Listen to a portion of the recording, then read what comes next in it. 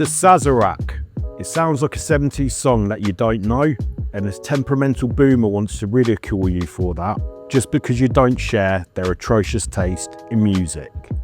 This cocktail is a New Orleans classic, and I'm really happy to be working with some new base spirits on this occasion, as well as some familiar faces.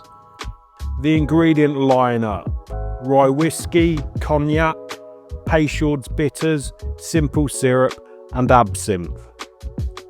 We're going to start this one off by rinsing our glass with Absinthe. It's easier with an atomizer, but if you don't have one, just make sure you pour away any excess Absinthe.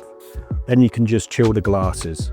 I'm going to fill my mixing glass with ice cubes as early as possible, as I'm not going to be serving this on the rocks with ice.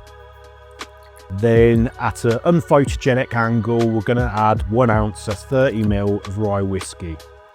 Follow this up with 1 ounce to 30 ml of Cognac.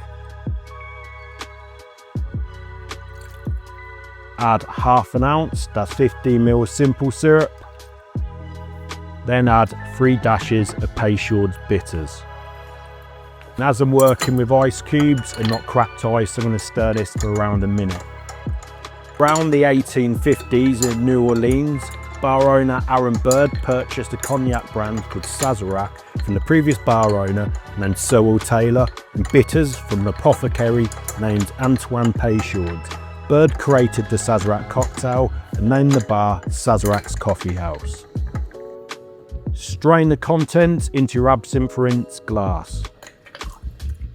Then express the oil of a lemon peel. Jeffrey Morgan Tyler found this really cool tip by using a cheese slicer. This brand is called Bosca.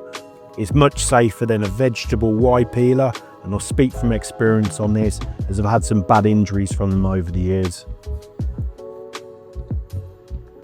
The taste test. This is exactly what you want when hiking through a snow blizzard up in the mountains. It's spicy, strong and boozy. You get an aniseed hint from the absinthe coming through.